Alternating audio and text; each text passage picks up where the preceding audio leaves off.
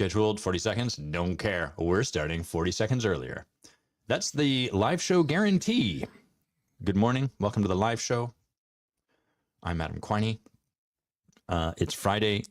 We are venturing into a long weekend. Okay. I've just locked my computer screen. There we go. I'm back. We're venturing into a long weekend. Is this May long weekend? I guess it is. Seems very early, but we've got Monday off. My opinion, Monday is the better day to have a stat on, because with Friday, you front load all the awesome. You've got the short week. You're like, yeah, sweet. And then Friday, Saturday, Sunday, you're like, oh, so good, long weekend. But then boom, Monday, all the joy's gone. Whereas the other way, you have the long week, but you're like, oh, but I got that long weekend coming up. It's going to power me through this long week. Longer, regular, but you get the idea. Then you got long weekend. You get to Sunday and you're like, oh, Sunday. Oh, man, I've got Monday off. And then you have Monday off and it's awesome. And then you come into the next week and you're like, oh, no big deal. The weekend's just around the corner. Superior. So happy long weekend with added bonus Monday off. Let's have some tea together. Let's have a simultaneous sip. That frightened my dog. Now, he's looking around my office right now for, it's only me and him. It's me and you, Pongo. I'm looking at you. Yeah, that's right, buddy. And he's looking for things that he shouldn't be chewing on that he could chew on, such as, that's a long, rare piece of wood. Don't chew on my canes. I brought in that gross rubber thing you like chewing on. Anyhow, I hope you're enjoying this banter with my sidekick. We've got a delightful guest for you, my good friend Laurel Collins, who's been in the Forge with us for the last year. We're going to talk about her process. We're going to talk about rest and productivity and stuff like completion. We have an awesome conversation. And as always, before we do, I'll share a little bit about my week, what's been alive for me, what I can distinguish, and all of that sort of stuff. So, there's a couple of things that have been alive for me this week. I think I've alluded to, like, I created a really potent breakthrough for myself about, like, it's sort of been like unfolding for the last 3 months. And before that, the 6 months before, was like pretty miserable breakdown. And I'm not going to get too deep into the inner workings of that breakthrough in this episode. I'm going to do a separate podcast where I'll distinguish all of that. But what I can tell you is that part of what's become available from that breakthrough has been like a degree of ease and joy available in going to the gym that has never been present in my entire life. That did not mean that I did not go to the gym. That did not mean that I didn't work out or that I wasn't athletic or any of that stuff. It means that who I get to be underneath it, my fundamental experience as I do those things, is radically different. And what I find, and maybe you find the same thing as well, is that if I'm excited and enjoying doing something, I don't have to like manage myself to make it happen. Whereas previously, my experience was like, I was reliable to go to the gym and work out, but it required ongoing management. I had to like continually kind of get myself up over the crest of the hill so that I would like, okay, I got to get myself there. Here I am driving there. I got to, okay, do it. If I got to the gym and like there was a reason to turn around, I would take that reason. So sort of like the difference between like ongoingly managing myself to make a thing happen versus it happening kind of like inevitably or with ease or with joy and delight. So there's been like a couple things alive for me this week is that I guess we could call it like the impeccability for me has been maybe like challenged. And what I mean by that is that one, I injured myself on my left arm. I got like what's called a medial something tendon injury. So sort of like the inside of your elbow, right near this protuberance, this bone protuberance. I believe this is called golfer's elbow. And that particular tendon, when it's injured, really doesn't like stuff like Pongo wants out. Okay, I'll be right back. We're doing it live, Pongo. I knew you were going to do this to me, buddy. That's what you got. That's how it is. You signed up for this, buddy. I'm going to want it back in very soon. What that tendon doesn't want you to do is like arm curls, blah, blah, blah, all this stuff. So one, it's been harder to like work out. And And then this week has been quite busy as we lead into the intensive, which starts not next week, but the following week. We meet with our leadership team on the Sunday. So that's coming down the pipeline. My weeks have been fairly full. There's a couple things that have shown up from that fullness. The first is I've missed, 1, maybe 2 days at the gym. And what I would like to tell you, the part of me that wants to sell this work to you, sell ontological work, transformational work, sell coaching, sell breakthroughs. That part of me wants to tell you and it's no problem at all. And I'm super reliable. And I think there's a truth to that, but there's like a more authentic part of me that feels it's really important here to share, that there's fear that shows up for me. And the fear is sort of like, you're not reliable. If you lose this momentum, then you're going to lose this completely. And then what you created is all for naught and it's not really real and blah, blah, blah, blah. And we're talking about missing a day, it's not the end of the world, but, that part comes up, that part comes online. That's afraid, it's not real. You can't rely on it. You didn't get it. It's fleeting, all of that conversation. And then there's another part that comes online in response to that fear, that tries to intellectually defeat that fear. And that voice sounds like, oh, don't worry about it. It's no big deal. Come on. That this is going to stay, basically try to argue away the fear so I don't have to sit with the fear. And the real work, at least as far as I'm concerned, and what I support people through and what I get supported through myself, is to actually just let myself feel afraid and be in that feeling. Right now there's a part of me that is scared that I'm going to lose something for slowing down. I'm going to lose something, that this is fleeting, all of that sort of stuff.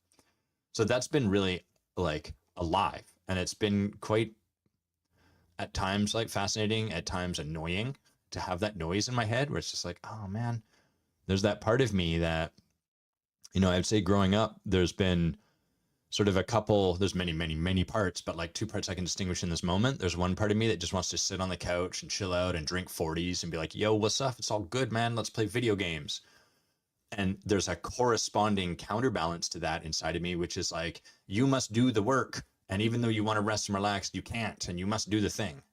And so that I've learned to be quite reliable, to do what I was sharing at the top of this conversation, which is I've learned to become quite reliable, to force myself into action, even if it wasn't really necessarily what I was excited about. So those parts are kind of up. They're alive. They're speaking. They're activated. And the real work for me is to breathe, trust my process, trust that it's okay, give myself a single day off, et cetera, et cetera. The other version of this that's alive right now is I'm in what's called a cut physiologically. So I'm in a caloric deficit. I'm eating a little bit less than my body needs to drop fat from my frame.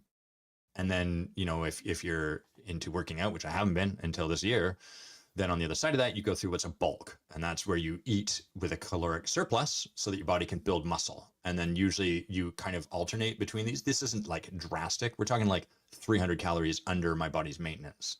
I eat a lot of protein so that the muscle mass is preserved. And that way, you can slowly drop your body fat percentage down, and then you can build muscle. And this is more efficient as a process because your body can focus on just one thing. Okay, we're in the deficit point. Your body's got it. The thing to do is to consume the stores of fat that we have in reserve. And then when it's bulk, it's okay, I don't have to worry about fat. My job's just to build muscle. And if some fat comes on, all good. And the same concern has been showing up around we've been eating out a little bit more. We've had some dinners with people. We've had some birthday parties to go to. We've had some breakfast scheduled. And so that part of me is that part that's dude, you're drinking too many 40s. That part is alive and quite noisy. So that's the first thing that's been really up for me this past, I don't know, past week. It's been alive. Let's have a simultaneous sip. And let's see if there's anything else I want to share before I bring on Laurel.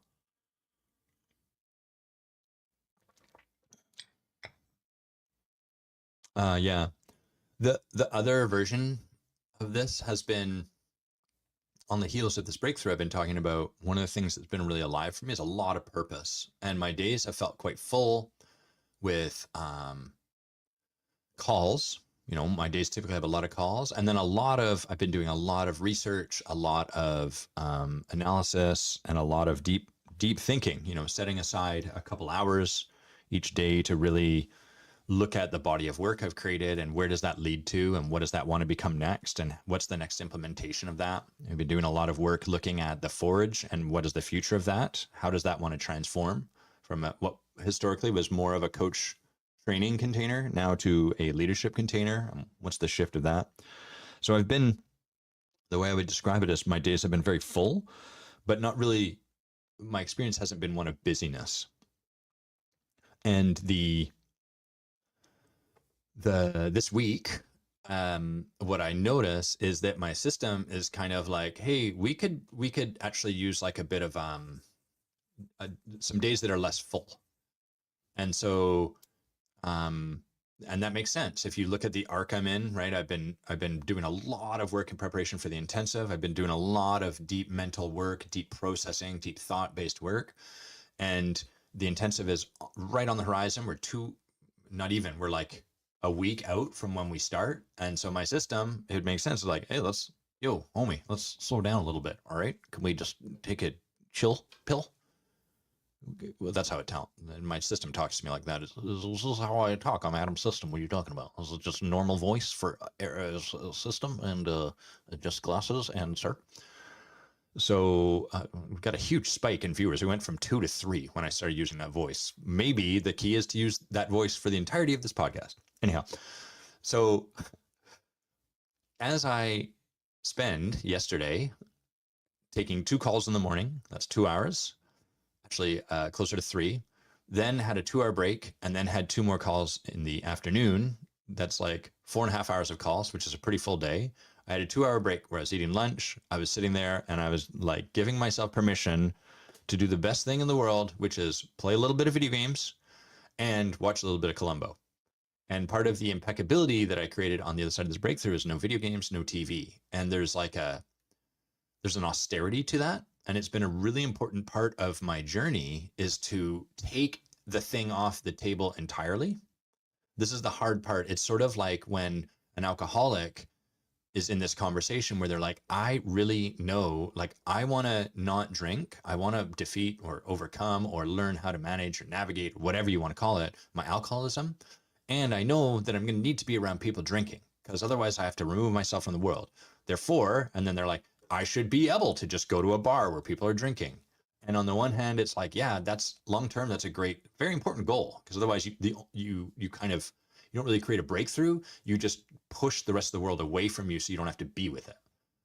And as we are learning something new, it's really valuable to clear the area of that stuff because it's just too slippery of a slope. So when that alcoholic is in that new stage where they're learning how to do something new, it's really important for them to, all right, I'm going to just not be around anyone drinking. But there is this point where we have to cross a threshold where we have to start to allow those things back into our life. And so this week, yesterday, I was sitting there for 2 hours watching Columbo tighten the noose around Jack Cassidy and his excellent 70s style. This is I'm putting this part in for like the 3 people that listen to this podcast that are like, man, Columbo rules. And you know what? You rule too.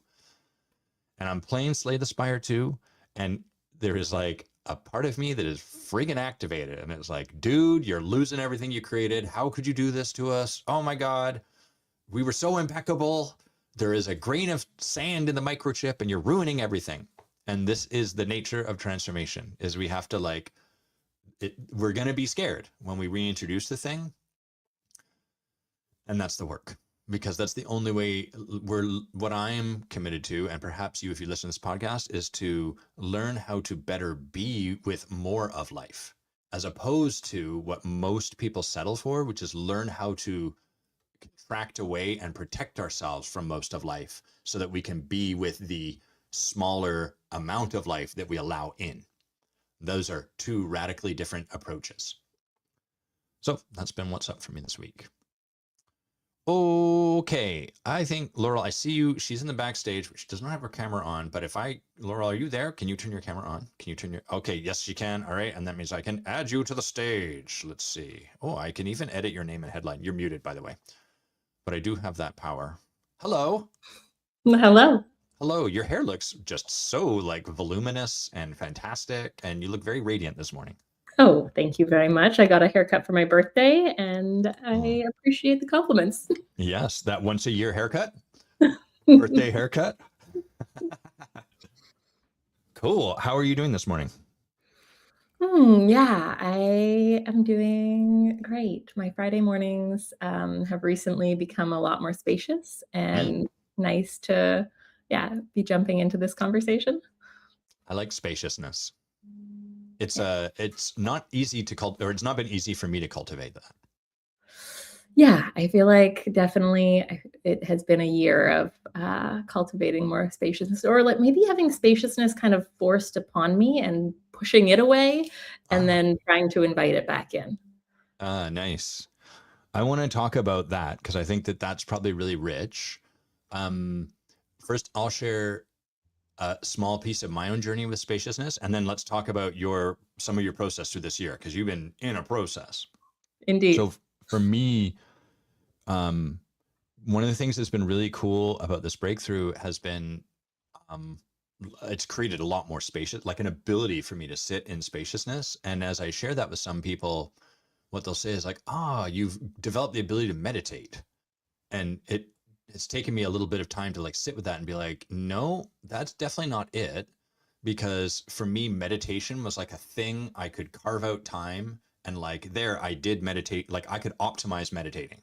I could include that in my optimal amount of input, optimal output. I'm doing it all right. I took the time to meditate. And that is completely different, fundamentally different and distinct from like being able to just have space where I'm not doing anything. I'm not even doing meditation. There's no productivity around it. No checking off the box of meditation.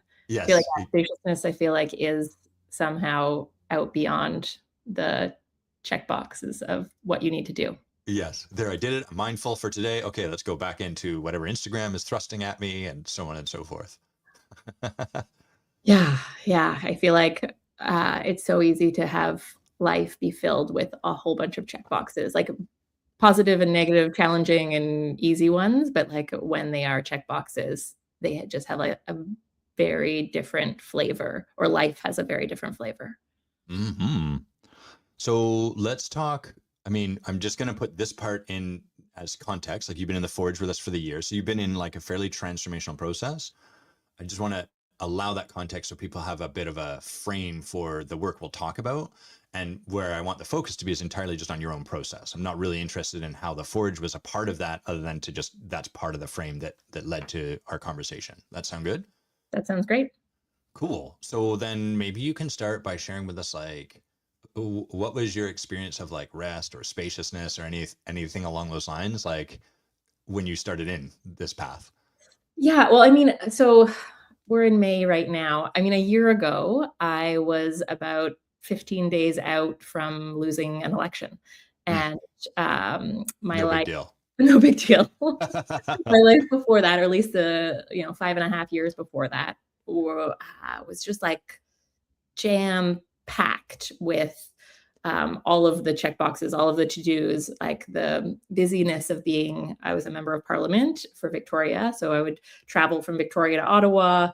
Um, Federal politics is very full on, and in Hmm. that span of 5.5 years, I also had two babies, and so Holy my shit. life was, and I was for the most part taking them back and forth with me. And yeah, life was just so full. Like I just so distinctly like bursting at the seams. Hmm.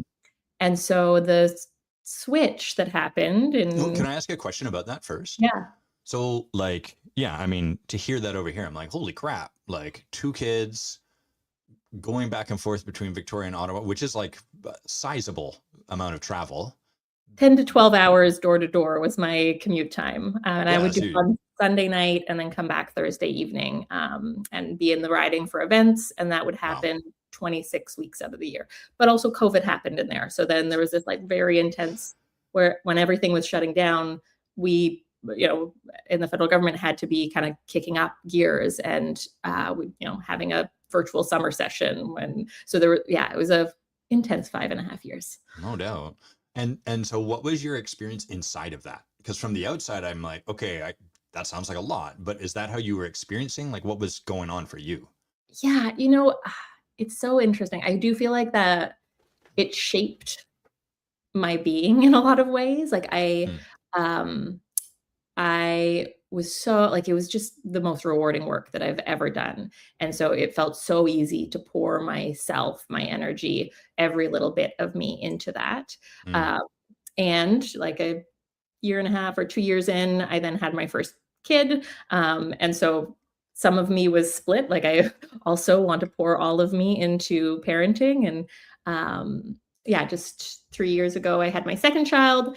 And luckily, I've got an incredible partner and family support structure. So um, the like care was there for them, but definitely there was an experience of like deeply wanting to pour all of myself into these 2 big projects, uh, mm. and, like, 0 room for, things outside of that because, like, those 2 things were just such, deep emotional and purpose-driven, yeah, just, like, these pulls in my life, and so yeah, and I just feel like there's another part where being having life be so full became part of my identity, and it became Right. this, like, story about myself and my experience of life that was just, like my story was just constantly reinforced by the reality around me, and so it felt Yes. so ironclad, like, it just and everyone around me also was like, "Obviously, you don't have time for anything else. Obviously, like, you can't carve out time for sleep or rest, like, well-being, like, all these other pieces that now, a year out from losing the election, I'm like, "Oh, wow, actually, these are the things that source me." How like, what would life have been like in those 5.5 years if I had been prioritizing, getting more sleep, getting more exercise, just like and even creating some spaciousness, even though at the time that seemed totally impossible. The idea of having spaciousness in the life that I had created was just outside of what my brain could even conceive of. Did it feel like, I would imagine when I was practicing law, it sort of felt like almost superhuman in a way, like a point of pride, like, yeah, I can work with my mind at a high level of acuity for like 12 hours, and these other normies don't have, there's some arrogance in me for sure, right? But like sort of some safety in that too, where I was like, well, they just don't have the capacity that I do. Like, I'm not going to attribute that arrogance to you, but was there some point of No, I that kind think of there's, like, like, definitely there was pride in being able to go, go, go, and people being uh-huh. like, "How are you doing it? Oh my gosh, you have 2 kids and you're flying across the country and you're, getting up at 6 in the morning to do, like, media What interviews." was your answer to their question? Um, I think I was often like, "I've got a lot of support." I think there's, like, Mm, a humble performative, response to that, nice. like, in politics, you get very used to having certain narratives that you see work, Yep. um, and I think, like, internally, my real response was like, "Ah, yes, I am super." Little You know? French, little French accent in there, a A little little bit. French Canadian. Uh, Ottawa, lots of Huh. bilingual folks, but no, I think there was, like, definitely something that I got out of it, in terms of, like, wanting to be seen as really competent and really and Mm, overworking and, like, not sleeping enough and, just, like, almost burning yourself out is really rewarded in that space. You're that makes surrounded by a sense. whole bunch of people who similarly are working so hard. And you're like, the things that you're working on feel so important. And they are like they impact thousands, millions of people. And so it just the pull to kind of sacrifice yourself on that altar is just so strong. Yes. Well, I would also imagine there's the rewarding part of it, and then there's like, use the word like punitive, in the sense that like, and if you don't do that, then it's like, well, why would I vote for you instead of this person who is willing to kill themselves in service, so on and so forth, like very Yeah. self-perpetuating. Yeah, and I think there's, like, the internal piece of, like, really both, like, s overworking, and but also like caring so deeply about the work. But then there Yes. is the like kind of performative outward facing piece where it's like you do need to maintain an image of electability. And so, Uh, I spoke to some of my colleagues who didn't share when they lost their father because they didn't want their mm, constituents to know that they might be taking some time to grieve. wow. I like tried to carve out or like push back against some of that when my father passed away. It was during when I was a member of parliament, and Mm, I shared publicly about it, and I went to Salt Spring around just like tried to push back on some of those pieces a bit. yeah. And what I found, both um, in expressing some vulnerability and grief, and like, taking a few weeks at that time, and then similarly with my babies, when people actually were just so hungry for that kind of authenticity and vulnerability from politicians, Yeah. that actually the response was so supportive. Of course, there was a small section, and especially online, of folks who said terrible things about me having children and that I should be staying home with them, etc. Yeah. Or, in politics, there's a section of that, and I think it's actually increased over the years. It's unfortunate, but Hmm. the bulk of people, especially when I went out door to door or was out in my community at events, most people were like, "Oh, it's so nice to see some realness, some humanity in Yeah. politics." Yeah. I appreciate you sharing the part like my belief is in life like you can't lose but you also can't win, meaning I guess the other adage that captures this is like you can't please all of the people all of the time, something to that. I think it was Mark Twain, I don't know, whoever it was. So like no matter what you do, if you were like everyone wanted to hear my authenticity, there's probably something about that that's not fully true. And those people that are the naysayers are going to ring especially loud given everything you've shared about the context that existed, which is like I should sacrifice, I should blah blah blah. Then those people's voices are especially potent, so thanks for owning that. Okay, so like it sounds like there's kind of a knowing or like an experience of like oof, this is a lot, but then also you're buoyed up by the like, and I ought to be doing this, if not me, who, this requires something, I'm leading, it's really important, et cetera, et cetera. So okay, so like how does that start to soften? Because I imagine that's pretty, like you said, Well, ironclad. it was ironclad, and I would say, like, it didn't soften while I was in politics. I mean, I think I reached out to you actually before I lost the election. We went Yeah, for, a brunch, I think maybe in, I wanna say January, because I had a sounds concussion at right. that point. And I think at that point was looking for, like, I had a sense that the way that I was doing politics, even though I was making these small expansions and like pushing back a bit against some of that, that there was something beyond that that I wanted to bring some like deeper authenticity, or that maybe that's not even the right framing. I knew there was something out beyond the way that I was doing it that I Yeah, wanted to explore. And I think that's what drove me to reach out to you at that time. But really, it didn't shift or change until I lost the election, and all of a sudden there was all of this spaciousness. And yeah, I mean, it was just so.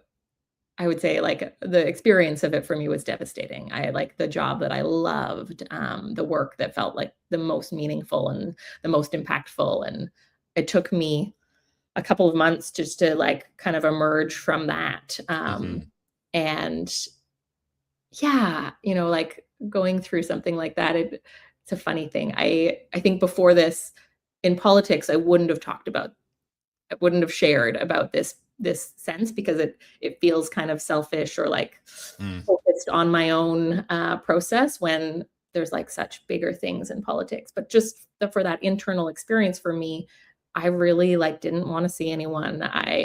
Um my husband and my mom and just like the close people in my life all knew not to speak about politics during that time because I would blame right. it like There's that body under the rug, but that's just the way the rug looks. We just walk in a circle in this house. yeah. It was just such a strange thing because my whole life was that, and like that Right. would be the vast majority of what I spoke about and talked about with people and cared so deeply about. And I went 5.5 years never being able to take a break from the news, Mm, um, even when my, like, heart was breaking, and I, like, felt so overwhelmed with some of the, like, just, yeah, horrific things that are happening in the world.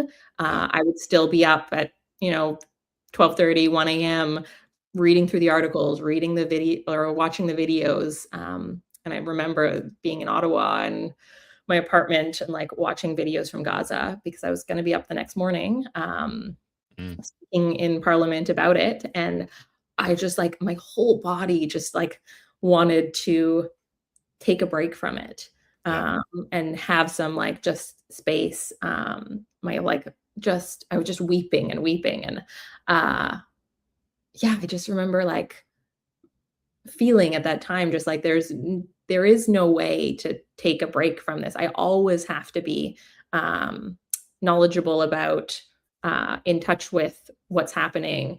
And so Yeah. then I took months of not looking at the news at all, and it felt so like in some ways like such a betrayal of what I'm Yes. committed to, because there are so many like just especially right now, so many things happening around the world that I think need people's attention. And Yes. it felt so, um, yeah, just like good for my spirit and my soul to have that break. No Um, kidding. and so then coming out of that, a few months later, I signed up and entered into the Forge. Kind of Let's not talk about that in a sec. okay. I have a question first. So, given the way you've described, like the kind of all encompassing ironclad nature of what we'll call like the context in which politics operate, which over here, as you describe it, I'm really present to like a noble martyrdom to it. Like there's a real nobility to it. Like I am willing to sacrifice myself in service of this. I'm willing to give myself over. I can see sort of a long term, like if we sacrifice ourselves for long enough, there comes online this part of our maybe our ego or whatever, because a human has to be selfish on some level. It's part of how we're structured. That other side is going to start to be like, well, when do I get to take like my piece of cake, and then I take it all sideways or whatever. But like I'm really present to um free from a lot of judgments. There's like a real nobility behind all of this, and perfectly coherent, airtight. What do you imagine if that airtightness doesn't break, if the bubble doesn't burst? What do most people in that realm do when they lose an election? Like how do they cope with what you just described from inside that thing? Let me know if that question doesn't make sense. I mean, I think I don't know how most people react when they lose an election because I think most people don't talk about it. Uh-huh. Like Uh-huh. I've talked to a few of my colleagues because of like a lot of us. I'm was with the NDP and am yeah, just like our we lost a lot of seats in the last Yes. election, and so a lot of my colleagues were going through the same thing, and so I was able to talk to some of them, but even that, especially in the first couple months, I didn't want to. Sure. Um, Yeah. I didn't want to, uh, yeah, even have that kind of connection, and I think a lot of them felt the same way. I mean, Um, that's part of what you're just describing, right? Is probably keep it close to the yeah, chest. Yeah. Uh-huh. Contain um, it. and so, yeah, like I think probably for each person it's probably different, but I do think there is something that is so all encompassing about this work that it I think will have a pretty profound impact on folks um, across the board. Like it is kind of shakes your identity a bit and Yeah. like has you kind of question what both what you're doing and like how you're going to make an impact, but also like what is the purpose now, um, all of those things. And yeah, I say all of that, and there are also there's a diversity in parliament. Of There course. are Of people course. who are pouring all of themselves into it, and there are people who are checked out. So Mm. I think it would probably be a very different experience for some of those folks um, who aren't in the same kind of martyrdom little ironclad Yeah. thing. Well, and I could imagine those being two sides of the same pendulum.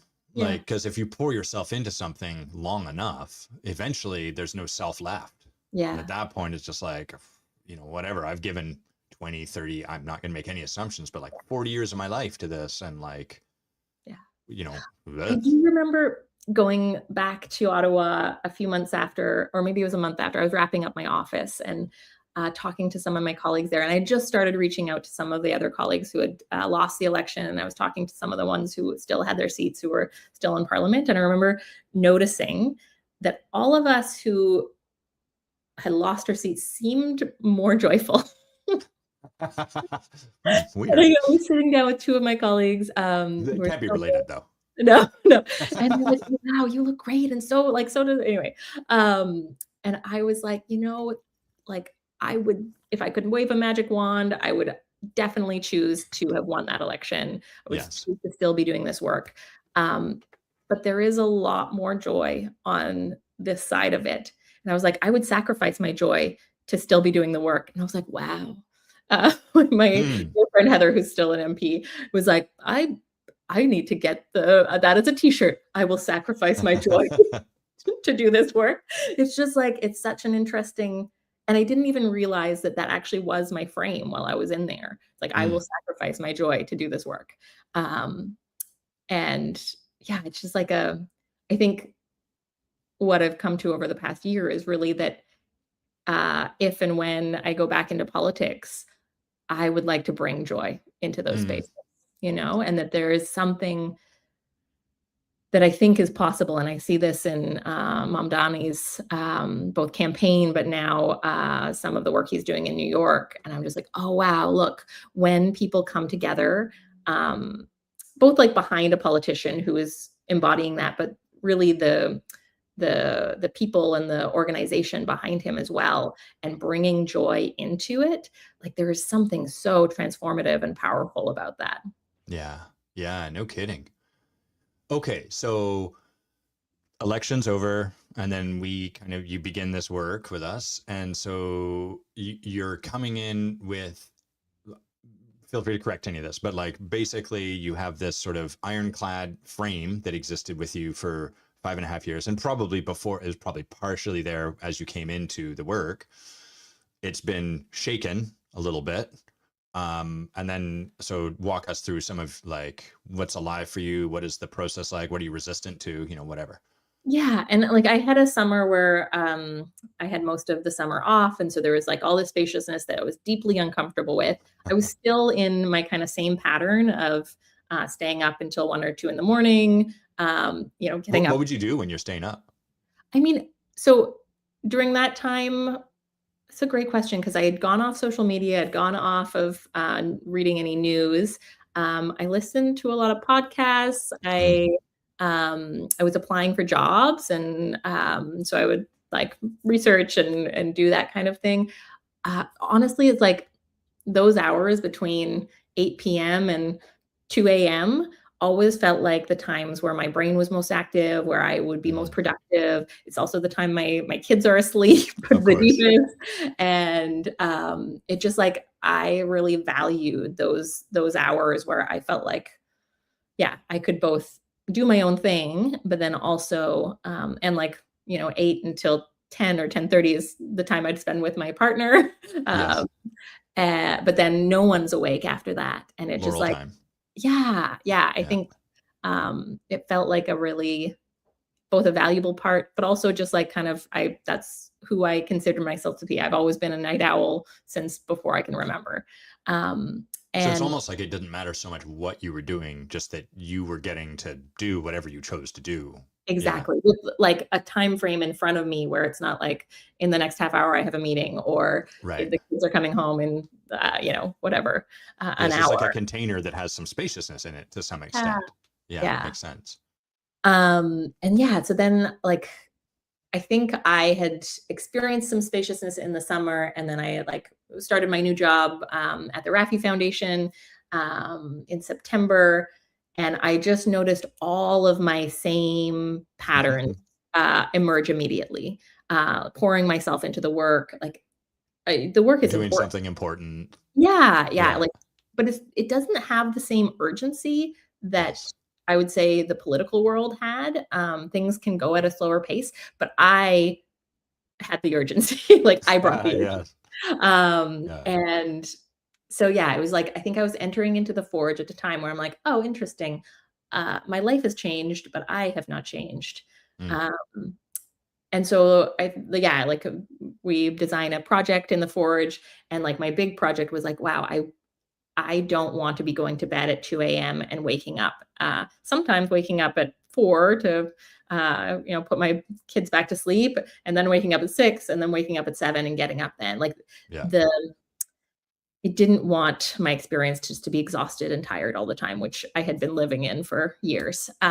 No, to be fair, I believe, like, just to shine light on the kind of old pattern, I believe you also had like 12 other projects. Is that right? You had quite a few, I remember. I think I started with 12 projects, and then I jammed all these 12 projects into one project to You rule them all. solved it. Yes. I was like, oh, we can only have one? Excellent. I No will problem at all. have Yeah. 12 in one. Alphabet soup. Yes. And so it was like, I want to be well rested so that I can do all of these other things. Uh-huh. And, part of that was thinking about my career long term, thinking about what politics meant to me, whether I wanted to go back in, like what my kind of next career steps are. And yeah, I think there was like also pieces around rebuilding some of my social connections, like these people who I care about, who always have been so understanding.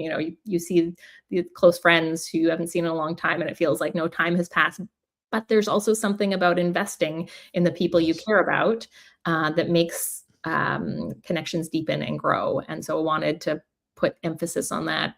Wanted to make sure that, like, yeah, in this time, my kids are 3 and 5 now.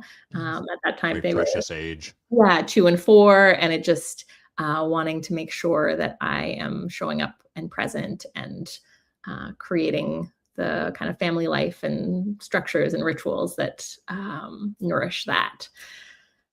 I think there were probably a dozen more things. But, Okay.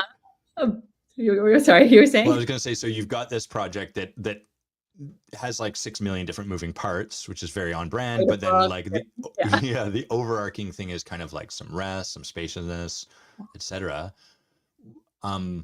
It would be amazing and a great testimonial for like our work, the work that you kind of share in at this point, which would be that you just like declared it and then you did it and now you have all this space. But I imagine there's a whole bunch of like resistance and like, it didn't quite go that way. So what was your experience of that? How did that show up? Yeah, I would say yes and no. Like Hmm. on the testimonial side, um, like I have like what I thought going in was like, okay, they're asking us to think about something impossible, like getting more sleep. It feels impossible for me. Like I have Hmm. 2 kids, and I have have to get up early. I'm always up late.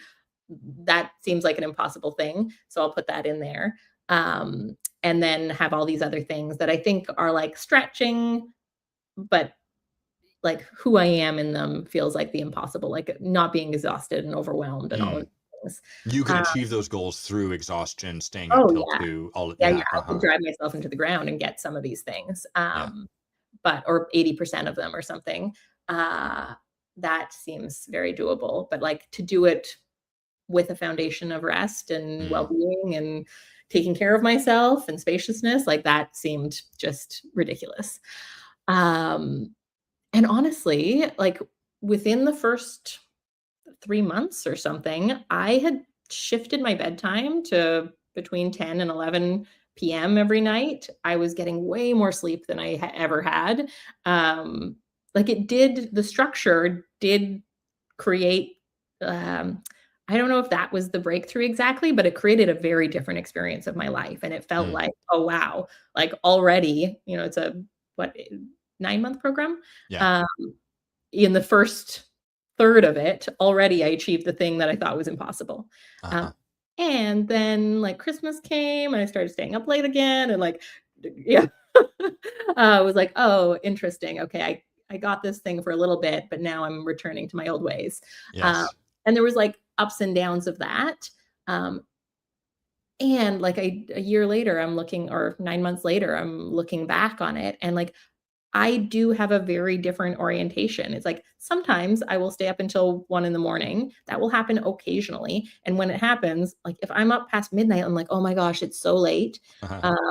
Wow. Like I have that fear that I'm slipping back in or whatever. But it used to be that if I went to bed at midnight, I was like, yeah, I got to bed early. Uh-huh. Uh, and so, yeah, and I'm consistently like averaging over 7 hours of sleep a night. And like, there's that part of me that's like, oh, my goal was 8 hours of sleep. So haven't hit it. But it's just like I have a very different experience of life. What Um, did it cost you to create that? Because like it'd be nice. I mean, all of us were like, "Oh, great!" So you just think about it, you declare it, and then you do it. But of course, there was like a homeostasis to the system you had in place. So what did you have to pay energetically, or whatever you want to say, to I create mean, that? honestly, like that time that I really value, that like time alone afterwards, like that is actually something that nourished me. Mm, And also like being able to do more things. Like I tangibly, if you have more hours in the day, uh, yes. and especially because like I felt the most energized between 11 p.m. and 2 a.m. or whatever it was.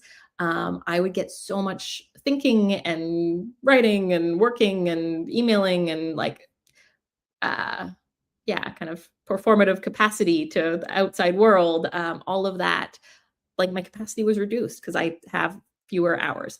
Yeah. That said, having more energy and being well rested actually gives you kind of anyway, there's a balancing out that happens, but definitely, Yes. especially in the beginning, I was like, "Oh my gosh, I have these things to do, and there's a meeting tomorrow, but I've made this commitment that I'm not going to stay up late, so I'm going to bed at 10 even though I don't feel prepared for the thing tomorrow." Like my go-to would always be to stay up until the wee hours Mm, of the morning to make sure that I had everything perfect to present to whoever I was going to be interacting with the next day. And so I think letting go of some of that perfection and over preparing and so on, like felt really hard in the beginning. mm. Um, and like again, like now, even this podcast, I think in the past, I would have been up the night before, like reading through our emails, being like, "What? Okay, we're going to talk about this. Okay, maybe I should like jot down some Good notes anecdote. through." Yeah, right. And you sent me a message yesterday, being like, "Are you all ready?" And I looked at my calendar, I was like, "Oh, that's tomorrow. I haven't thought about this." Um, and I was like, "Okay, well, I'm going to sleep." And went to bed at 10:15 last night, and like woke up, didn't prepare, and like yeah, a week ago, I went to a panel where same thing. I would have spent so many hours just trying to present something perfect, and instead, I trusted myself. I went there. I have a depth of experience in what we were talking about. It was on well-being and early Mm, childhood education, and amazing. um, I just spoke from my heart and my experience and talking about both individual well-being, but also structural, community, societal policy well-being. How the systemic pieces play in, and it was so much more impactful than if I had over prepared. Um, Yes. it's such a like I don't know. It's such a strange thing. These things cost you to let them go, and it is a real cost. But there's actually all this magic and amazingness on the other side of it. Uh, Yes. But yeah, of course, we can't really fully the challenge is the cost is alive for us in the moment, fully fleshed out, whereas what is available is not really, we can't fully understand it because we can't experience it until we get there. yeah, And so there's some courage. I love that. Like I wonder how many well-being presentations are being done by people who have over prepared and stayed up till 3 and like there's just something really salient, in the like, I was up till 3, I got up at 7, I prepared a little bit more, and I'm talking about well-being. There's probably something to look at in that. yeah. Um, And I honestly, there was another panelist who I honestly she was so lovely, and her being, she's just like one of these humans who you interact with, and you're like, wow, how do you make me feel so good just mm, being around you? Um, I and love those she was people. right? Yeah. Just like such a joy to be around. And she had her notebook, she had written out all the things, and she's like, "Oh," like you could tell she was nervous. And I just like saw myself just like a year and a half or 2 years ago, like just embodied in this human. And I was like, oh, that's so, it was just such a like beautiful moment for me to like recognize that way of being that I had been in. And I think it's still like there's still value in it. And this like different energetic way that I was feeling in that moment that just like felt so much more aligned with where I want to be.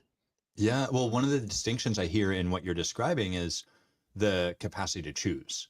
Because before, what you're describing was sort of like, if there was a presentation, if there was whatever, there was no choice in the matter. It No, was just you stay up till 3, obviously. no duh. And Yeah. then now it's not, there are times when you stay up till 1, or maybe for fun, maybe because there is something that really matters, Yeah. but you can choose that. And you can Yeah. be like, you can discern, is this the actual place? Which, oh, there's so much freedom in that. Yeah. Yeah, there really is. I feel like that is probably the thing that has been most impactful from the work that we've been doing over the past 9 months is that like the becoming more and more aware of when I'm not choosing, Uh-huh. when I'm in this automatic thing, which like before, because it felt so obvious and Hmm. so like, that ironclad or just like so the reality of the So makes situation. sense. It's so coherent. Yes, Yeah. and everyone in my life was similarly, um, I think I shared this with you, or maybe someone else shared it with you the other day, about a dear friend of mine when I was like, "Oh, I have this project around rest," and they're like, "Well, that's not possible." Right. I love this story. And it's like the whole world was collaborating with me in my reality, Yeah.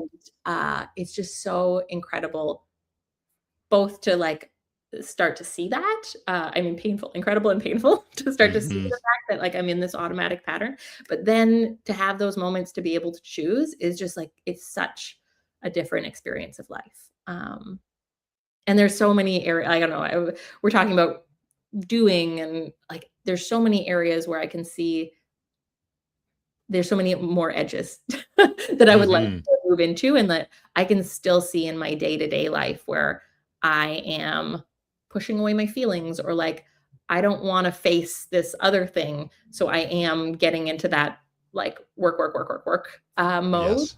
um, and it's like, even though right now there are still those areas where I do that and I can see myself, automatically doing it. The fact that I can see it is just so exciting.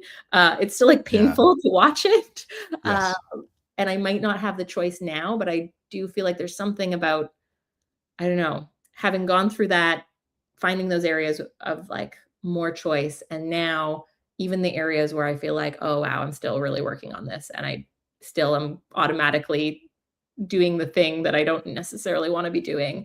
Um, yeah, I just have this, like, different frame to, and also, I think a lot of our conversations in the Forge have been about, um, finding our own tempo and Mm. having some compassion and grace with, like, the process we're in, and so Yeah. that even though I, like, part of me is just like, "Why? I can see it. Why don't I change it?" Yes. Um, there's some, yeah, just like, a little bit more tenderness or, hope or something around it. Mm. There's a couple things you bring to mind. The first is like you were talking about, like there's still that part that wants to be productive, which you and I both share.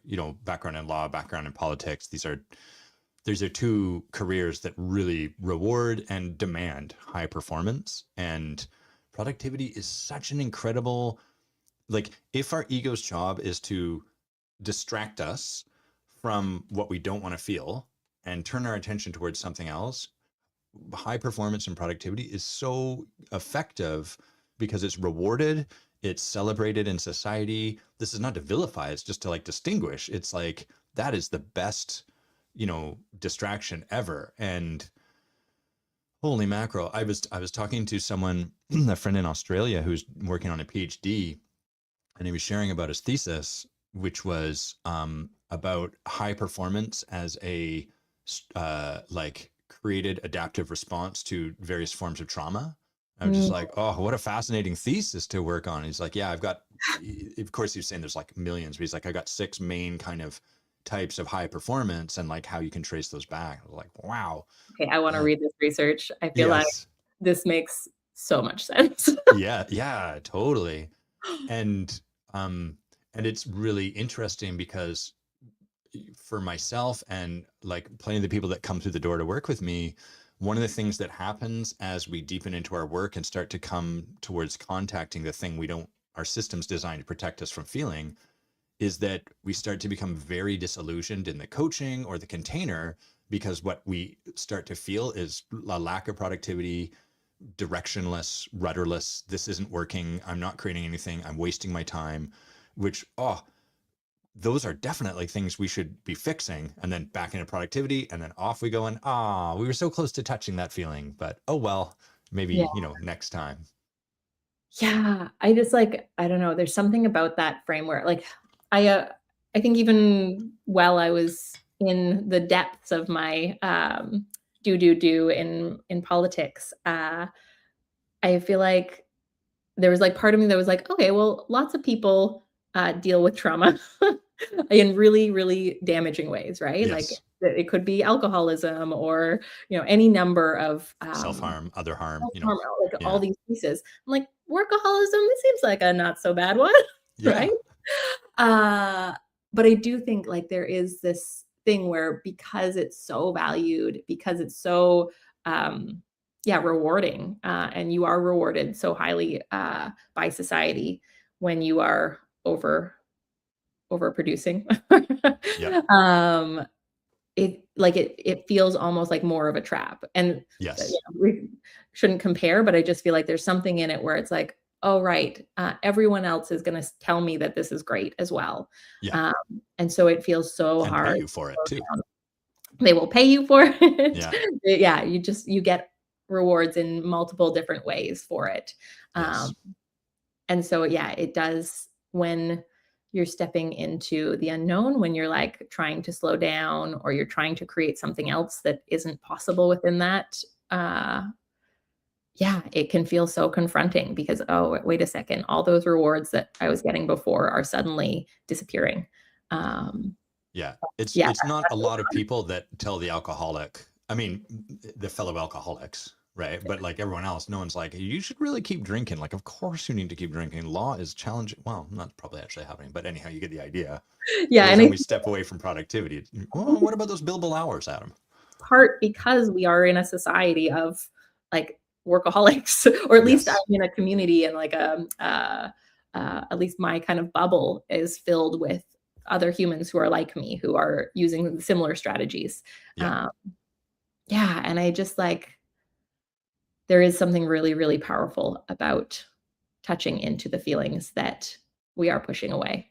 And I Yes. feel like it's just so much harder to actually do it than it is to talk about it. Oh, I was giving a presentation the other day to the Institute of Coaching, which is a big consortium of coaching, talking about transformation. And then I was also speaking to ayahuasca and how it connects. I think I'd shared a little bit about this with you. And the basic model I was talking before we got into the plant medicine stuff was that there's our identity, there's the strategies of our identity, and then below all that, there's the avoided experience.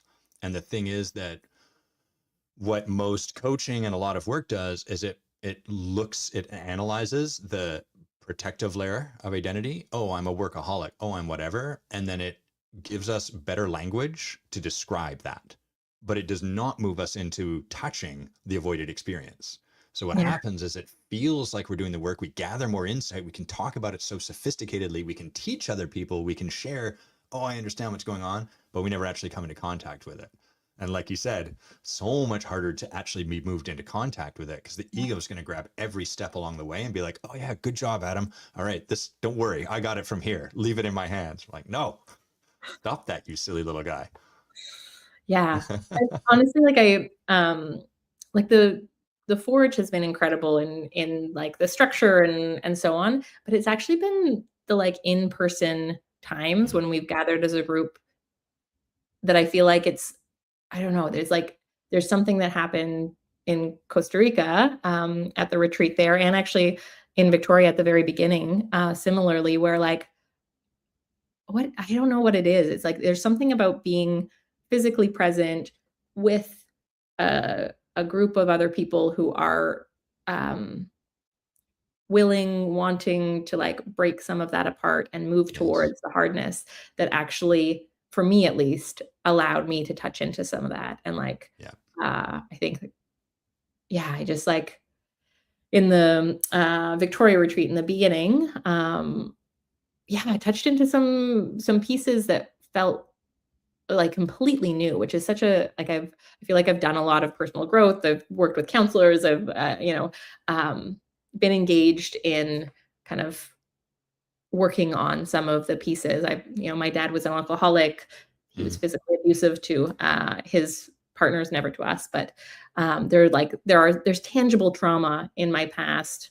There were times in our life where like we were living in poverty, and all of that has like I kind of worked on a lot of it throughout my Yeah. life. And so it was so kind of surprising to then be in a room full of people and be kind of touching into something that felt new and unfamiliar or something. And I feel like a little bit of tears coming to my eyes right now just because it like those like tender pieces that really I've spent my entire life avoiding Mm-hmm. touching into. And yeah, it's just like such a beautiful container to be able to even just start looking at those pieces and moving towards them and like be held so well and kind of like yeah, that piece where it's like, oh, you actually get to do this in your own time. um, Mm-hmm. there's actually no rush to go and excavate and like fix it or have to touch it or any of those things, to be like, oh, actually, oh wow, this feels tender, and so we're just going to give it whatever space it needs. The funny thing about my system is I learned to distrust my own tempo because the internal story is sort of like I'm going to be left behind. Well, if I'm going to be left behind, the strategy is speed up, push, push, push. So then my system at its deepest level is like tender and like unfolding slowly. But then my ego, my system designed to keep me safe from those fears is like go, go, go. And then when people are like, hey, dude, it's okay. You're doing great. And it's unfolding at your own tempo. That permission creates tension. The tension between like, oh, thank you for seeing me and giving me that permission. And then the other part that's like, no, don't tell him that. He's going to sit on the couch and drink a 40. And like, it's like, I oh, can I sit in that tension and let it be alive in me? I hope this lands okay for you. I feel like I think I was initially drawn to some of this work. Like we met many, many years ago, but Yes. reconnected last year. And like I had listened to a few of your podcasts before. And I think like part of me thought that this work was going to be more like, no, like go, go, go, go, go, excavate in, Yeah. transform, like do. Um, and so I kind of like, I think part of me was drawn to a little bit of that piece. Yep. And then when I got into it, I was like, wait a second. You guys you're telling me to slow down, or like you're giving me space to slow down. And you're like, I feel like you and Bay both kind of are attuned to each individual and where they're at and what they might need. And I remember just like having this experience in the very beginning, being like, wait a second. I feel like I was baited and switches. Yeah, This they is tricked supposed me. to be like, get in there, dig it out, fix it, transform it. Yes. Well, that's exactly who I am from fear. So that totally makes sense. And it is like that's what I love about this work. I love that about it, all transformational work is like there's the people like me, and I dare say like you, we show up and we're like, I'm ready for the work, hit me. And Yes, then that. the work is like, I'm just gonna rub your hair softly and like love you. And it's like, why am I crying? Right. Like, this isn't working, but I'm sad. That's an I impression of thought me, you were not you. gonna hit me. Tell us about, I love the story you shared about, it's kind of along the veins of over preparing, where you declared a breakthrough in joy on the other side of this, where I'll let you tell the story. You know the one I'm talking about? As in like in Costa Rica? No, this was after that. You were preparing for, I think you were chairing a panel or something like that. And like, yeah, now you know what I'm talking Oh, about? yeah. Tell us about that. I love this story. Okay.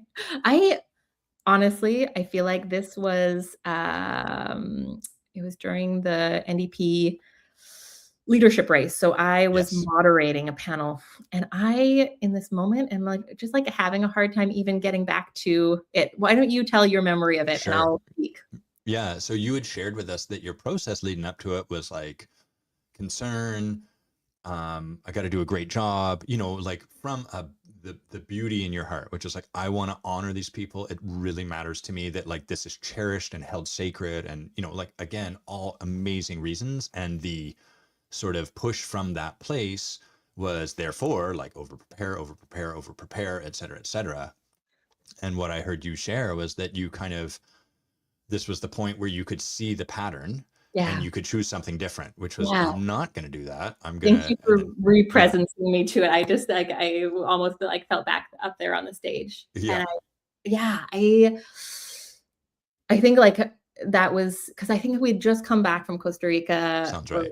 like within the last few months. And I had at that point really thought about, if I returned to politics, what I would actually want to bring back in there and spent time visioning about that. And then I was asked to moderate this leadership debate in Victoria. Uh, and I just like, yeah, really felt that such a strong pull. And I just like, I'm so grateful. I'm so grateful for like, yeah, for the work, for the opportunity to choose because I both created in the day, like the preparing for a day where it would have been miserable. And I've done many of these panels before and I make myself miserable all the way leading up to it. And I'm focused and people around me are like, oh, don't disturb Laurel because Scrunched she's like, forehead. "Grr." Yeah. Um, yeah, what I did instead was I like every time I noticed myself moving into that stress and like intense focus and yeah, just that like unhappiness that comes from all of the stress, I would be like, what would Joy do here? And so I Mm. had dance parties. I was like reading my speech in preparation for it, or like my like intro and so on. And I was kind of like dancing around and doing funny voices and just like trying in every way in each moment to break up that old pattern and choose something else. And Question. then, At yeah, any point, did any of that feel like, at times, did it feel performative or like clumsy or like stupid, but you did it anyhow? Did you have any of that? yeah, I feel like, um, Uh-huh. I feel like there was, yeah, actually, my first dance party, I was like, started dancing and I was like, I am both not enjoying this. So, like, what would Joy do here? This is not actually helpful. And I'm not gonna have time for this. Yes.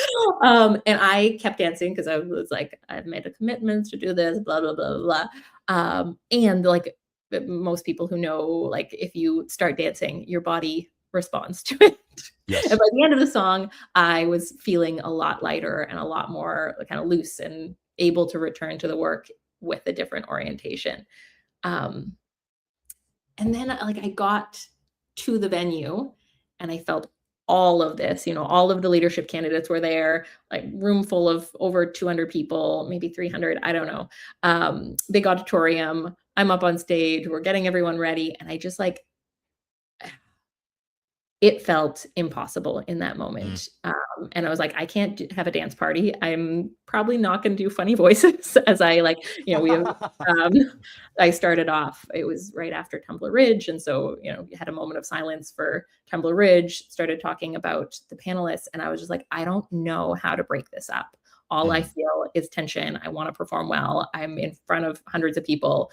And I was just like, it just felt like this, okay, this is, I did some of it and Yeah. now back to what I know. Yeah. Uh, You've taken steps I've taken and steps and good yeah. enough, right? Yeah. And then I looked at the panelists and I got them, I think I had the first question or like the intro for them each to do a minute opening. And as they were speaking, I was like, oh wow, I actually can just tap into my love for these humans. Mm. Um, who have put each one of them have put themselves over they like forward. They've been spending the past few months traveling across the country. They care so deeply about this work. And then I looked out at the audience and I was like, wow, there are hundreds of people here who decided on a Friday or Saturday evening to spend their evening talking about how we make the world a better place, and I just like felt all of that emotion. And that just like dramatically changed how I showed up on stage, how Mm. I was able to facilitate, and just the ease and the like, I don't know, there's something just like so profoundly powerful. And because I had been in that like tense, tight, okay, well, this is just the way it is. Yeah, it was so impactful to have that kind of opening, and a really different experience of performing or like, um, holding, a conversation and um, yeah, just like an event where hundreds of people are watching. It just yeah, Leading, really. yeah. Yeah. One of the things I love in that story, like to hear you describe some of your art, is that it doesn't sound like you had a joyless life by any stretch of the imagination. It was just that there are pockets, like here is where joy resides. And the breakthrough is not sort of like, great, I created more pockets, but it sounds more like joy became kind of the wellspring or embodied throughout, regardless of what you were doing, as opposed to now we go and have our time for joy. And then now we're back to the time when joy is set to the side. And I would say it's still a work in progress in Oh, terms yeah, of course. um, and like definitely that rings really true. It's I think like I definitely experienced a lot of joy in moments, especially in my parenting and my friendships and um like social time that I would carve out. Lots of joy there. But in my work, not a lot of joy. Mm, And I feel like that is still an edge that I'm like working on, like, yeah, incorporating in. But yeah, I think I shared this before, but we were on our call and we have a 10-minute break. And normally I would go and I would shoot off emails. I would try and cram as much in as possible.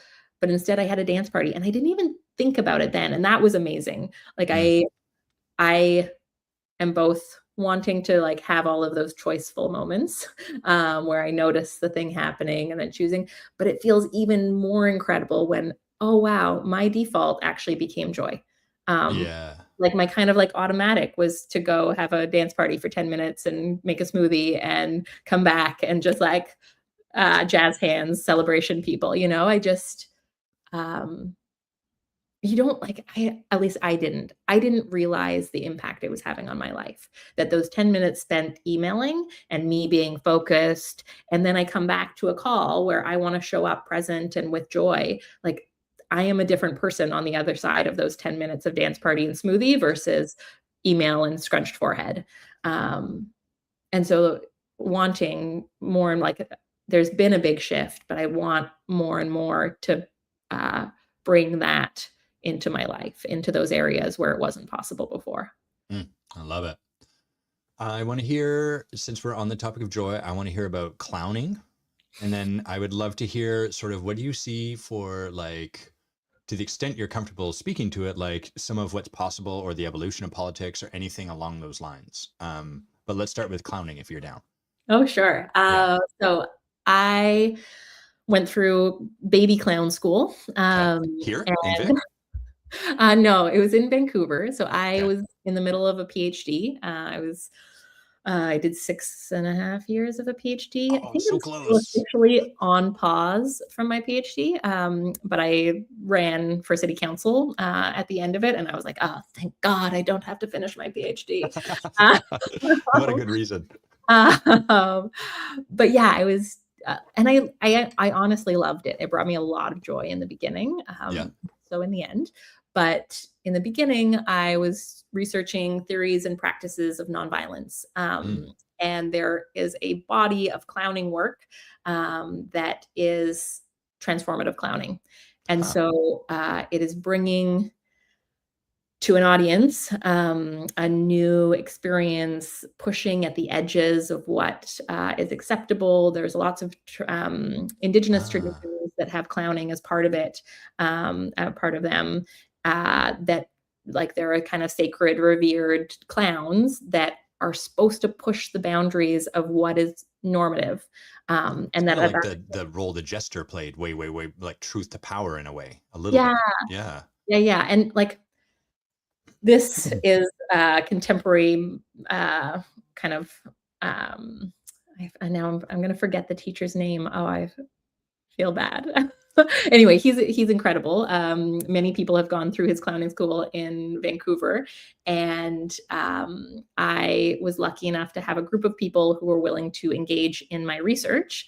And so they were participants, and we went Your PhD research. my PhD research. Yeah. So I did research down in California with a group of people doing nonviolent communication and engaging in social justice work. So kind of week-long intensive on race, class, and ethnicity, while they engaged in nonviolent communication or compassionate communication.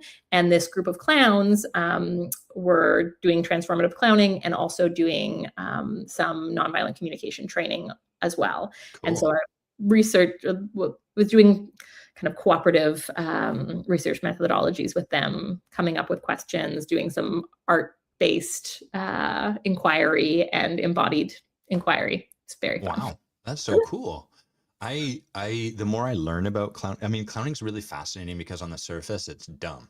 This is me just speaking like, yeah, you put on makeup and you make an ass of yourself. But like, the more I learn about the essence and the depth of it, the more I'm really struck by the courage and the skill and the artfulness and the deftness that is behind that practice. And it's interesting, you're the second, because this came out, we were talking Wednesday and you mentioned it. And I think about 10 days earlier, I was in a conversation with someone I was really enjoying. And he too had talked about like he'd studied clowning. He did improv as well as have I, but yeah, it's a fascinating study. And there's so much to it that gets missed in the parts of it that are broad. Yeah. Uh-huh. One of the pieces that I like still carry with me from that training, and the clowning that we went through, there's no makeup involved.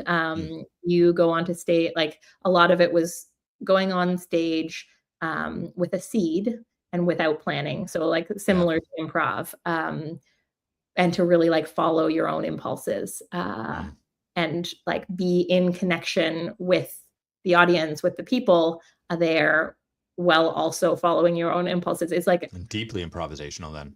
Yeah. And one of the things that like I still kind of carry with me as a framework is there's a ringmaster. And so while you are kind of allowing for pushing the boundaries, doing kind of things that are disruptive, you also have with you this kind of ringmaster that is holding the container and holding with care the people, yourself. And it was, it's just like interesting. I think about it in the work that we do as well, just like what it means to kind of lead and be working on yourself and be attentive to your own process and wanting to break up patterns and so on. And at the same time, hold the needs of everyone involved and kind of like how to do that with care. Yeah. Wow, that's super. How long did you study or practice for? It was just a few months. Yeah. Yeah, it was really amazing. And the group of people I was with were really incredible as well. Wow, so cool.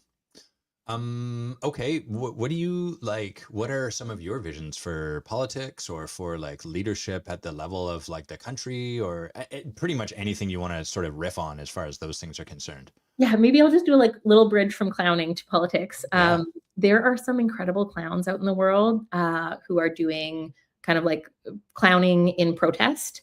And I found like that was one of the things that drew me to it initially, which is that like there are these groups of clowns who are looking at our societal structures and the things that are happening in our world and using clowning using clowning to disrupt and to, I think like, making people laugh in these moments that feel so serious, and kind of revealing the humor and absurdity of some of what's happening can actually be so powerful. Yes. And to answer your question about politics and what I see, I mean, I think there's like, it's such a strange time to be alive, but definitely to be alive and paying attention to the political world. And I like, when I really sink into it, I think there can be like a lot of despair and a lot of, just like really thinking that we had made so much progress and seeing some of that progress erode. Yes. And just like the grief around that just in itself, and the kind of fear that comes up when there's a whole bunch of uncertainty in the world. Um, yeah, and really wanting to make a difference in that. And also, I think, like a lot of people also feeling like, oh God, I don't want to look at that. I don't want to have to Yes. deal with that. So maybe do something like play a video game or watch TV or something, like, How dare you? or just like do a lot of emailing. Don't Yes. think about that like larger picture. Um, Two good anyway, ways of collapsing the tension of holding where the world is at in our hearts. Like, one, go and fix it, because yeah, then the tension is collapsed, or go and ignore it and distract ourselves, so then we don't have to feel that tension. yeah. Hmm. And yeah, I think like definitely, I mean, just from what you said, like wanting to be able to hold that and be able to be with that more. Um, and I feel like when I think about kind of how I want to engage in politics, or where I see some of the potential and the hope, witnessing people who are engaging in that world. Um, yeah, it really is about like bringing joy and fun and play and whimsy and mischief and magic into some of those spaces, which, like, yeah, in my previous life felt totally like a little impossible dream.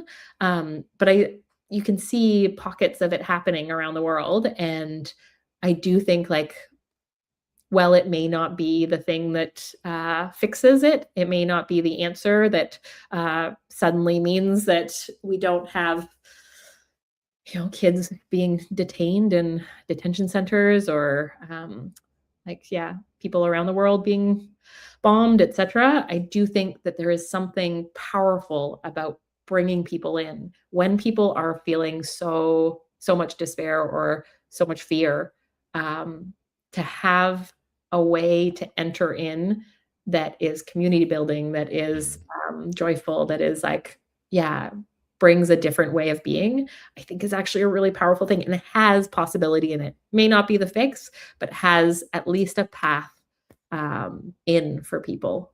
And I like, Hmm. yeah, I think so many, uh, even before all of this stuff, and there's been, crazy stuff happening in the world for a long time, but I do think we're in somewhat unprecedented times, at least in our generation. Um, but even in not so unprecedented times, uh, politics can be a space that is really hard to enter into, and Yes. especially for folks who face other barriers in our society. I think it's like, uh, you look out at the general, or like if you imagine a politician in your head, Hmm. usually kind of an old dude comes Yeah. to mind. Skin color And like mine. yes, yes. That's for me. Yeah. Yeah. And like I think there is a different way of being that can draw Hmm. in more people and can make those spaces more accessible to folks. There's a lot of things we need to do to make politics more accessible, but I think one of them is uh, doing it differently. Hmm. I love that vision of possibility. So beautiful. Yeah, it's boy, wouldn't it be great to live in precedented times? Just a little bit precedented. I think it's the maybe the right, I guess, of every generation to sort of look back towards our past and look at the youth of today and be like, things were better when. Like, I think that's inevitable. There's probably no avoiding that. But I do think the pace of technology has been exponential. And so even though it's sort of like things were better when, that's going to happen anyhow, I do think every subsequent generation, there's a larger gap that they're looking back across. And that's just like a really challenging thing. And, there's this adage, I think it's attributed to being a Chinese saying. I don't know if that's true, but it's like it's spoken of as like ancient Chinese curse. And the curse is, may you live in interesting times. Mm, I'm like, ay, ay, ay. Indeed we are. yeah. Yeah, I feel like growing up, you're like, oh, I want to live in interesting times. And then Yes. you actually are living in it, and they're like, wow, I would much prefer uninteresting times. Yes. Much Yeah. prefer. And I feel like, something you just said there, I want to do a quick little plug for something we're doing at the Raffi Foundation. Please. I do think like the pace of technology is accelerating the impact that this technology has on us. Like I think about myself, it was so nourishing to go off social media and news media and like not have scrolling in my life and slowly reintegrating it. But yeah, just noticing the like mental health impacts and uh, just you have these companies that have designed things purposely to be addictive, Yes. to like respond to your dopamine receptors and so on. And right now we have a bunch of kids who are growing up into that. Yeah. And so I'm the executive director of the Raffi Foundation, and we've just launched a campaign around raising the age for social media to 16, Mm. and passing a online safeties act that would actually protect kids online. And it's one of these things that I like.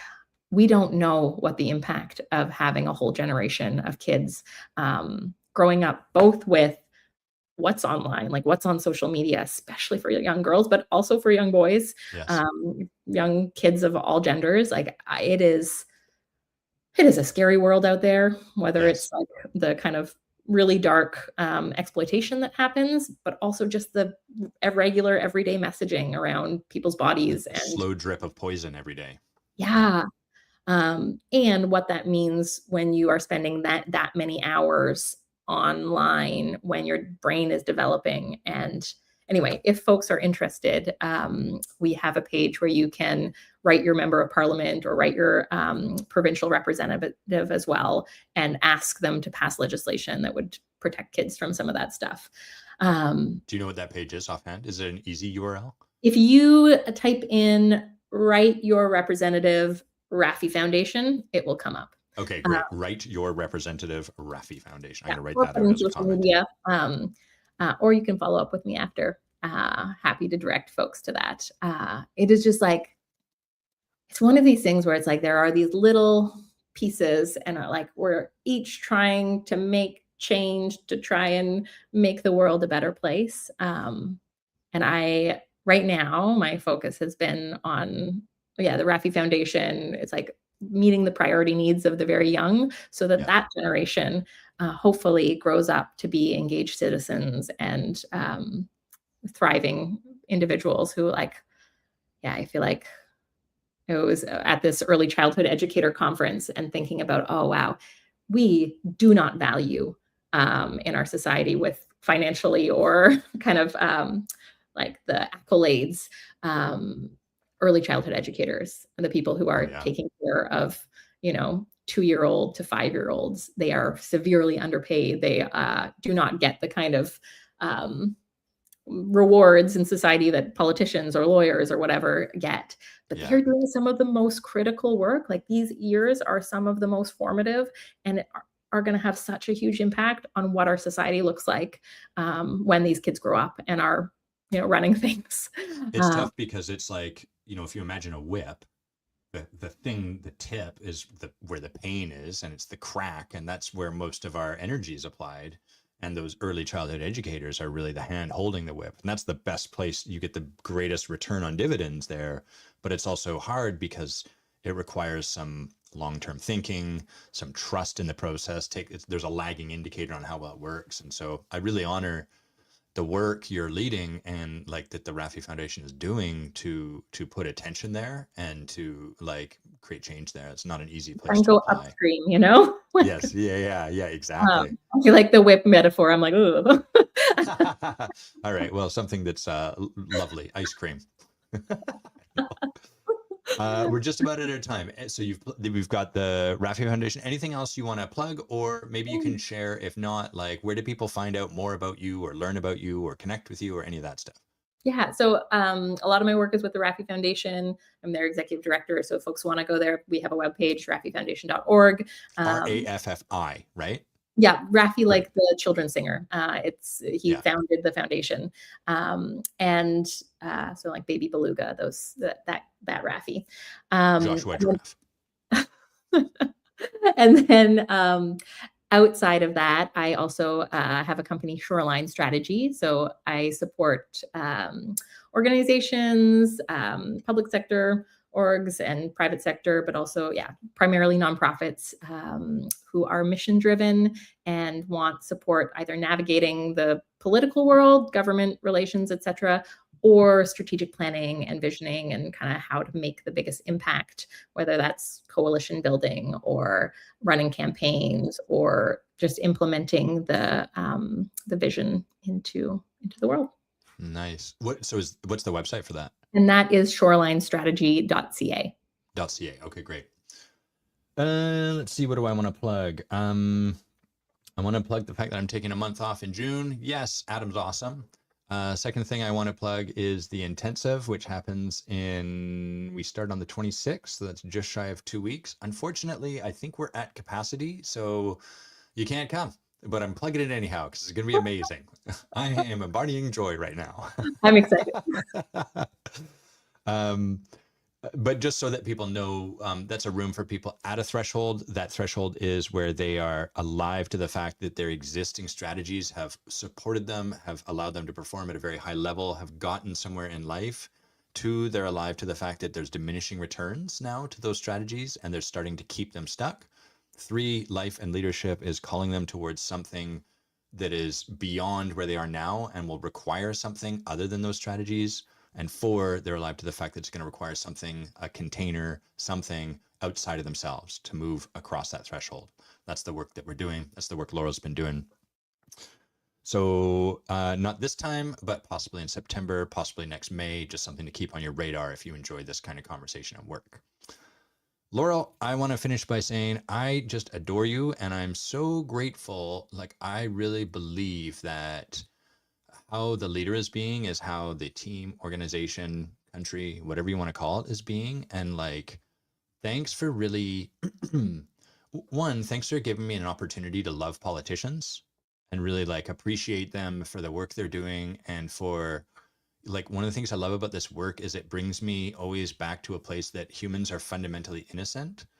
And we can carve out an exception for that, but people, let's not do that. People are doing their best. No one is like, haha, I'm the villain of this story. And I just appreciate in this conversation getting present to like the nobility and the generosity and the commitment to something beyond themselves, and also like the heartbreak that can cause. And I'm really grateful to you for really walking courageous territory, because that's a really strong call forward, and it takes something pretty unique and courageous to be willing to like even turn, but what do I need, when you have so many good reasons why not look at that. So thanks for the work that you've done, and like the joy that is on your face and the radiance that you're embodying, and the like the well-restedness, and like, and talk about a physical change. It's so cool. Everyone, thanks for tuning in. Check out what Laurel's up to if you're interested, and we will catch you next week. Bye, everyone. And then Laurel, we get to sit here awkwardly while I fumble and try to hit the end stream button.